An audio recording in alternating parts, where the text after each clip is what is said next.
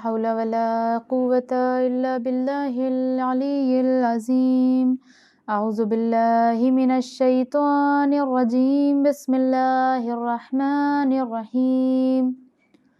الحمد لله الذي هدانا لهذا وما كنا لنهتدي لولا أن هدانا الله لقد جاءت رسل ربنا بالحق. الصلاة والسلام على تحية والإكرام على النبي الأمي المدني المكي الهاشمي الخرشي الأبتهي مولانا ومولى الثقلين إمامنا وإمام القبلتين جد الحسن والحسين أبي الزهراء أبي القاسم مصطفى محمد.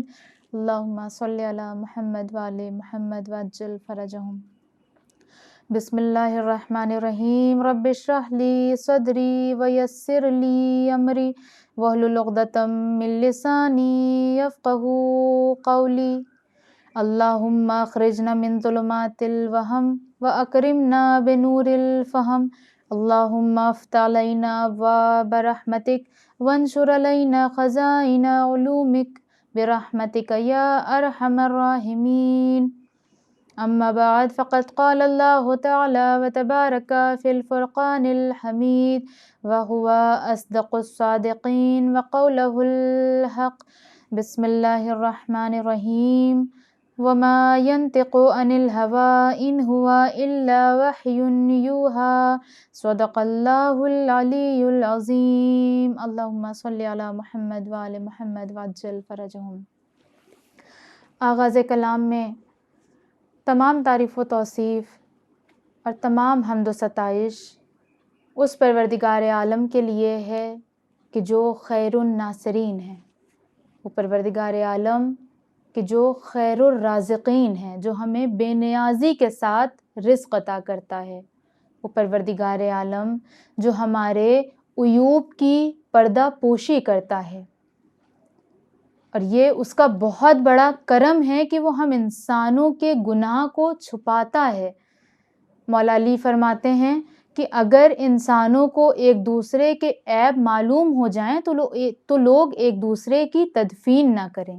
تو کتنا بڑا کرم ہے اس مالک کا کہ جس نے ہم انسانوں کے اندر جتنے بھی گناہ اور عیب ہیں ان کی پردہ پوشی کر رکھی ہے، ان کو ظاہر نہیں ہونے دیا ہے۔ ایک چھوٹی سی مثال، جب ہمارا جسم گندا ہو جاتا ہے تو ہمارے جسم سے بدبو آنے لگتی ہے، اور وہ بدبو دوسروں کو بھی آتی ہے، اور جس طرح ہمارا جسم گندا ہوتا ہے سملرلی ہماری روح بھی گندی ہوتی ہے۔ مگر کتنا بڑا کرم ہے اس پروردگار عالم کا، وہ چاہتا تو ہماری جب روح گندی ہوتی ہے گناہ سے اور عیوب سے جو جب آلودہ ہو جاتی ہے، وہ پروردگار چاہتا تو اس کے بارے میں بھی لوگوں کو اطلاع دے سکتا تھا۔ لوگ سمجھ جاتے اچھا یہ فلاں گناہ کر کے آیا ہے اس لیے اس کے پاس سے روح کی اس قسم کی بو آ رہی ہے، مگر اس نے ایسا نہیں کیا۔ کیوں نہیں کیا؟ کیونکہ وہ خود ستار العیوب ہے، وہ خود ہمارے عیبوں کو چھپانے والا ہے۔ وہ پروردگار عالم کہ جس نے اس دنیا میں ہم انسانوں کو اشرف المخلوقات بنا کر بھیجا اور ہماری ہدایت کا بہترین انتظام کیا، بغیر ہادی و رہنما کے نہیں چھوڑا، تاکہ انسان زندگی جینے کے سلیقے کو سیکھ سکے، وہ سمجھ سکے کہ اگر اسے دنیا میں بھیجا گیا ہے تو اس کا مقصد کیا ہے، اسے کس طرح رہنا ہے، اسے اپنے معبود کی کس طرح عبادت کرنی ہے، اسے خود کو انسانیت کے درجے پر کس طرح سے فائز کرنا ہے۔ تو ظاہر ہے ان تمام چیزوں کو بتانے کے لیے کوئی ایسا ہونا چاہیے کہ جو اللہ کی طرف سے ہی بھیجا گیا ہو، اور اسی لیے پروردگار عالم نے 1,24,000 انبیاء کا انتخاب کیا۔ اس نے کبھی آدم جیسا مسجد الملائکہ بھیجا، تو کبھی نوح جیسا نمائندہ بھیجا، تو کبھی ابراہیم جیسا بت شکن بھیجا، اور جب ان نبیوں کا سلسلہ ختم ہوا تو اس نے رحمت للعالمین حضرت محمد مصطفیٰ صلی اللہ علیہ وآلہ وسلم کو بھیجا، جو ہمارے آخری نبی اور آخری رسول ہیں۔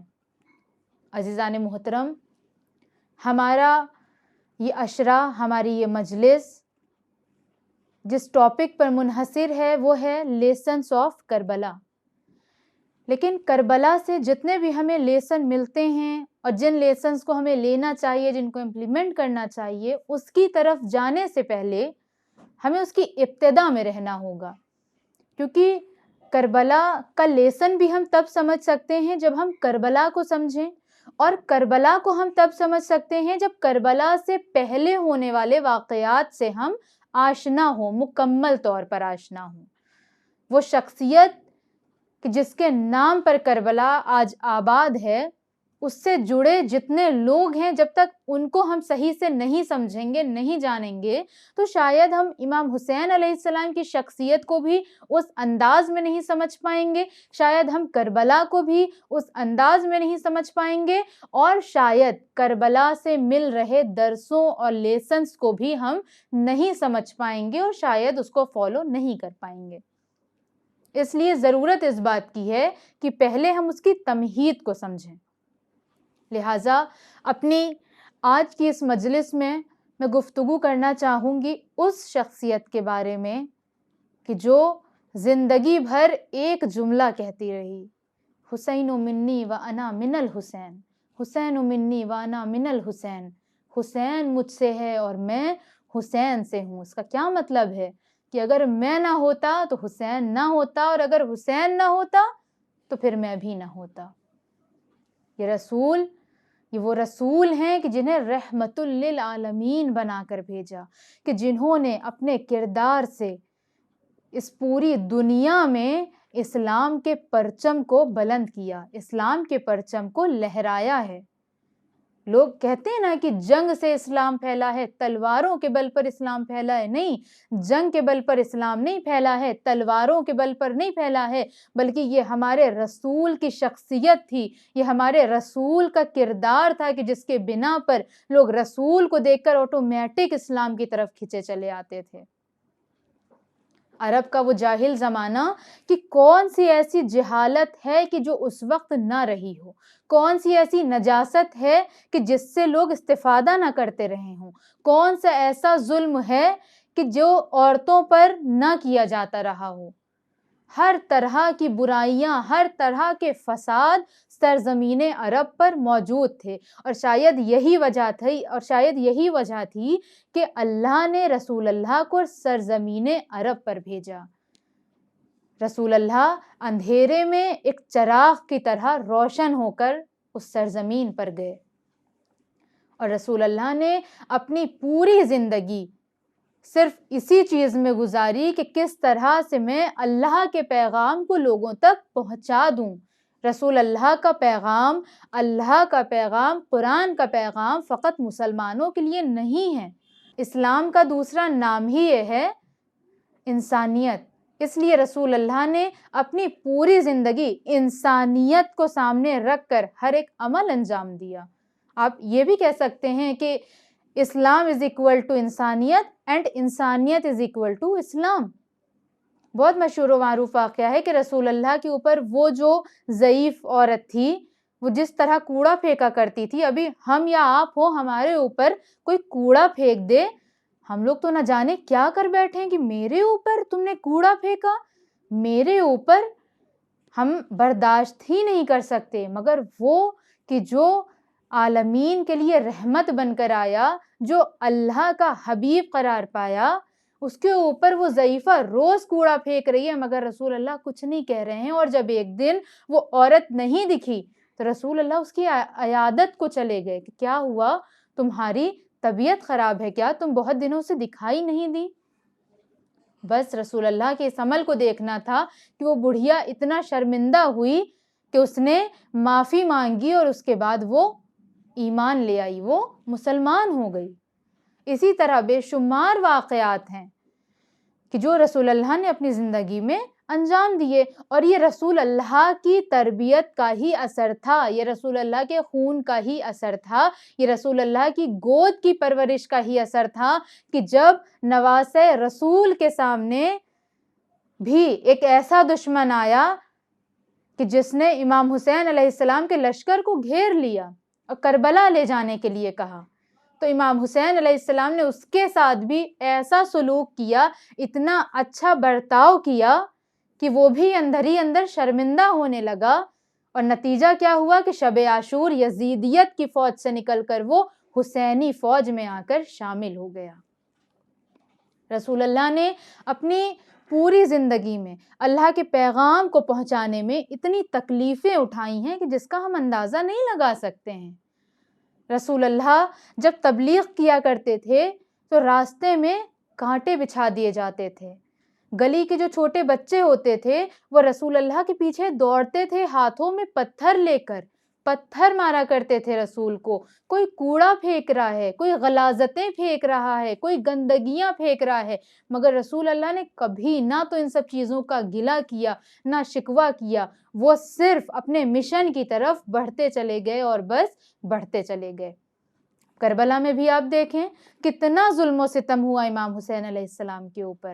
جوان بیٹا جا رہا ہے شہید ہونے، جوان بھائی شہید ہو گیا، بھتیجے کی لاش کو اتنی بری طرح پامال کر دیا گیا کہ اس کی گٹھری بنانی پڑ گئی، لیکن امام حسین علیہ السلام بالکل نہیں رکے، وہ بھی سیدھا چلتے چلے جا رہے ہیں اپنے مشن کی طرف۔ کون سا مشن؟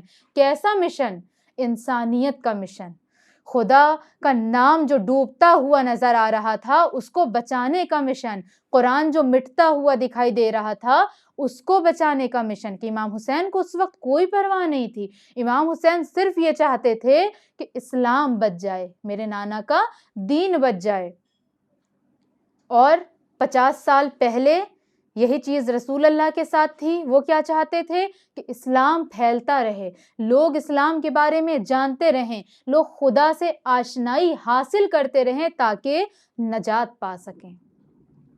اور یہی وجہ تھی کہ رسول اللہ جانتے تھے کہ آج میں ہوں، کل میں نہیں رہوں گا، اس لیے بارہا امام علی علیہ السلام کی شناخت کرواتے رہے، ان کی معرفت کرواتے رہے کہ دیکھو یہ علی ہے، جس نے علی سے بغض رکھا گویا اس نے مجھ سے بغض رکھا۔ کبھی غدیر میں ہاتھ اٹھا کر فرمایا کہ من کنت مولا فہذا علی مولا، کہ جس کا میں مولا تھا اب سے اس کا یہ علی مولا ہے۔ لیکن افسوس کہ یہ مسلمان کبھی بھی اہل بیت کے فضائل کو، ان کے کمالات کو سمجھ ہی نہ سکی اور اپنے اندر صرف بغض کو اسٹور کرتی رہی۔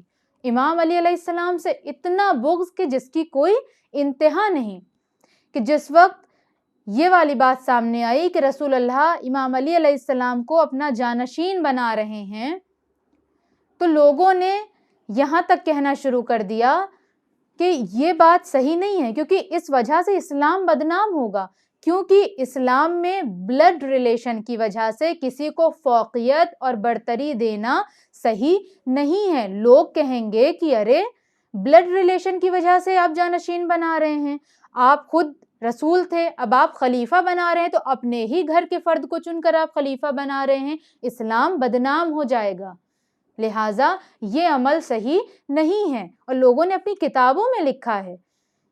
پہلی بات تو انہوں نے ایکسیپٹ نہیں کیا کہ رسول اللہ کے بعد جانشین امام علی ہیں، اور اس کا ریزن یہ دیا کہ اگر رسول اللہ علی کو اپنا جانشین بناتے تو لوگ کہتے بلڈ ریلیشن کی وجہ سے اپنے گھر کے ہی فرد کو اپنا خلیفہ بنایا ہے، تو یہ بات صحیح نہیں ہے کیونکہ اسلام بلڈ ریلیشن نہیں دیکھتا ہے، لہٰذا اسلام کے بدنام ہونے کے چانسز ہیں۔ لوگ غلط سلط کہیں گے کہ اپنے ہی گھر کو، اپنے ہی گھر والے کو یہ فوقیت اور برتری کیوں دی جا رہی ہے؟ اب میرا سوال ہے انہی لوگوں سے کہ رسول نے اگر امام علی علیہ السلام کو اپنا جانشین بنایا تو ان کی نظر میں اسلام بدنام ہو رہا ہے، لیکن اب ذرا قرآن کی طرف آئیے کہ جس وقت اللہ نے کہا جناب ابراہیم سے انی جاعل فی الارض خلیفہ، کہ میں تمہیں زمین پر خلیفہ قرار دینے والا ہوں، تو اس وقت کیا ہوا؟ جناب ابراہیم چاہتے تو منع کر دیتے یا اپنی ذریت کے لیے دعا کرتے کہ پروردگار میری ذریت میں بھی میری اس صفت کو رکھنا، میری خلافت، میری امامت کو میری ذریت میں بھی رکھنا، لیکن جناب ابراہیم کی ایسی کوئی دعا نہیں ملتی کہ جس میں انہوں نے یہ کہا ہو، کیونکہ جناب ابراہیم بھی جانتے ہیں کہ بلڈ ریلیشن کی کوئی ویلیو نہیں ہے اسلام میں۔ اگر آپ کا کردار وہ اس لائق ہے تو اللہ آپ کو آٹومیٹک وہ وقار، وہ عزت عطا کرے گا۔ اور یہی چیز یہاں بھی ہوئی کہ رسول اللہ یہاں پر جانتے تھے، وہ آشنا تھے کہ میرے بعد میری اس خلافت کا، میری اس رسالت کی حفاظت کا صحیح سے استعمال کون کرے گا؟ ظاہر ہے مولا علی کے سوا اور کوئی نہیں تھا، اسی لیے رسول اللہ نے امام علی علیہ السلام کو اپنا جانشین بنایا. لیکن آج تک لوگوں نے امام علی کو ایکسیپٹ نہیں کیا اور یہی کہتے نظر آ رہے ہیں کہ نہیں، بلڈ ریلیشن کی وجہ سے ہم اس چیز کو نہیں مان سکتے کیونکہ لوگ کہیں گے کہ اسلام بدنام ہو رہا ہے. لیکن انہی لوگوں کو یہ نظر نہیں آتا ہے کہ اگر نبوت کی فہرست میں دیکھیں تو ابراہیم نبی، ابراہیم کے بیٹے اسماعیل نبی، اسحاق نبی، اسحاق کے بیٹے یعقوب نبی، یعقوب کے بیٹے یوسف نبی، یعنی گھر کا گھر نبوت کرے تو اسلام بدنام نہیں ہوتا. لیکن اگر یہ رسول اپنے بھائی علی کو اپنا جانشین بنائے تو ان کے نظر میں اسلام بدنام ہو جاتا ہے. اور یہ امام علی کا بغض اتنا زیادہ حد سے بڑھ گیا کہ کربلا پیش آ گئی. اور یہ بات میں اپنی طرف سے نہیں کہہ رہی ہوں، بلکہ تاریخ میں ملتا ہے کہ روز عاشورہ جب امام حسین علیہ السلام نے خطبہ دیا اور پھر اس کے بعد اپنی حجت تمام کی اور کہا لشکر والوں سے کہ مجھے کیوں مار رہے ہو، کیوں اپنے ہاتھوں کو خون میں رنگین کر رہے ہو، مجھے مت مارو، باز آ جاؤ. تو ادھر سے آواز آ رہی ہے بغضاً لأبیک، تمہارے باپ کی دشمنی میں ہم تمہیں مار رہے ہیں. آپ تصور کریں کہ کتنا بغض تھا ان کو امام علی علیہ السلام سے. عزیزان محترم، آج 3 محرم ہے، امام حسین علیہ السلام کربلا پہنچ چکے ہیں، اور ہمارے جتنے بھی امام ہیں، ہمارے 11 کے 11 امام، کسی کی بھی زندگی آسانی سے نہیں گزری. سب نے اپنی زندگی میں بڑی تکلیفیں اٹھائیں اور لوگوں نے ایسے ایسے ظلم کیے ہیں کہ جس کی کوئی انتہا نہیں ہے. لیکن پھر بھی ان 11 اماموں میں ایک امام ایسا نظر آتا ہے جو بڑا ہی مظلوم ہے. آپ کے ذہن میں آ رہا ہوگا ظاہر امام حسین علیہ السلام، بے شک وہ تو مظلوم ہیں، لیکن اس سے بھی مظلوم ایک امام ہیں اور وہ ہیں امام علی علیہ السلام. کیونکہ امام علی علیہ السلام سے لوگ آج تک بغض رکھتے ہیں، اور یہ بغض کا ہی نتیجہ تھا کہ امام حسین علیہ السلام کو شہید کر دیا گیا. تاریخ میں ملتا ہے کہ جس وقت تمام لوگوں کو شہید کر دیا کربلا میں، تو دشمن یہ ندا دے رہے تھے کہ آؤ بدر کا بدلہ لے لو، آؤ جنگ احد کا بدلہ لو، آؤ جنگ خیبر کا بدلہ لے لو، تمہارے بزرگوں کو اسی کے باپ نے مارا ہے نا، آؤ اور اس کی لاش کو پامال کرو. اور اس کا سب سے زیادہ جو اثر ہوا وہ ابوالفضل عباس کے اوپر ہوا، کیونکہ کہتے ہیں کہ ابوالفضل عباس مولائے کائنات کی شبیہ تھے. ان کی رفتار، ان کی گفتار سب کچھ مولا علی سے شباہت رکھتی تھی، اور بہت سے لوگ بعض اوقات کنفیوز ہو جاتے تھے کہ یہ مولا علی ہیں یا مولا عباس ہیں. اور اسی لیے کربلا میں یہ ملتا ہے کہ مولا عباس کی لاش کو اتنا پامال کیا گیا ہے کہ آج بھی جس جگہ پر ابوالفضل عباس کی قبر موجود ہے وہ اتنی چھوٹی سی ہے جیسے کسی ننھے سے بچے کی قبر ہو. عزاداروں، آج 3 محرم ہے، اور آج میں ایسی شخصیت کا مسائب پڑھنا چاہوں گی کہ جس کی وجہ سے امام حسین علیہ السلام کربلا میں آئے، یا یوں بھی کہا جا سکتا ہے کہ اس کی وجہ سے یہ کربلا پیش آئی. کیونکہ اگر وہ شخص امام حسین کو راستے میں نہ گھیرتا، نہ کربلا لے کر آتا تو شاید یہ نہ ہوتا. لیکن عزاداروں، وہ شخص کہ جو امام حسین علیہ السلام کو کربلا لے کر آیا، وہی شخص اب اپنے خیمے میں بڑا پریشان ہے. کبھی خیمے کے در پر آتا ہے، کبھی خیمے کے اندر جاتا ہے. کیوں؟ کیونکہ حسین کے بچوں کی العطش کی جو صدائیں اس کے کانوں میں آ رہی ہیں وہ اس کے ضمیر کو جھنجھوڑ کے رکھ رہی ہیں. یہ کون ہے؟ یہ حر ہیں جو امام حسین کو کربلا لے کر آئے. ایک مرتبہ جب حر کو ان کے بیٹے اور غلام نے اس عالم میں دیکھا، آ کر سوال کیا، بابا یہ کیا عالم ہے؟ ایک مرتبہ حر کہتے ہیں، اے بیٹا، اس وقت میں اپنے آپ کو جنت اور جہنم کے درمیان پا رہا ہوں. اس کے بعد جناب حر اپنے بیٹے کو در خیمہ پر لائیں اور کہتے ہیں، بیٹا جانتے ہو یہ کس کے بچوں کی آوازیں ہیں؟ یہ اس کے بچوں کی آوازیں ہیں جس کو میں گھیر کر کربلا میں لایا. جانتے ہو یہ کس کا بیٹا ہے؟ یہ فاطمہ الزہرا کا بیٹا ہے جو رسول اللہ کی اکلوتی بیٹی ہے.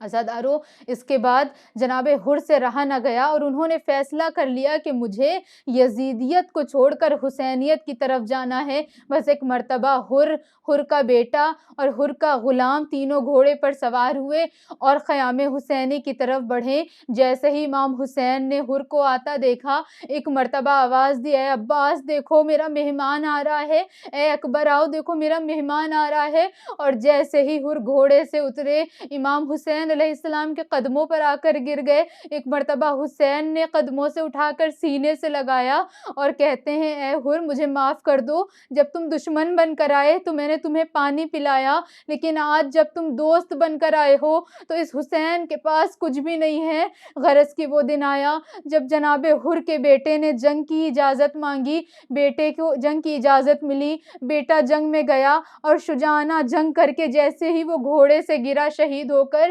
اپنے باپ کو آواز دی، جناب حر آگے بڑھے۔ ایک مرتبہ امام حسین نے حر کو روکا اور کہا اے حر کیا کرتے ہو؟ بھلا کوئی باپ اپنے جوان بیٹے کی میت پر جاتا ہے؟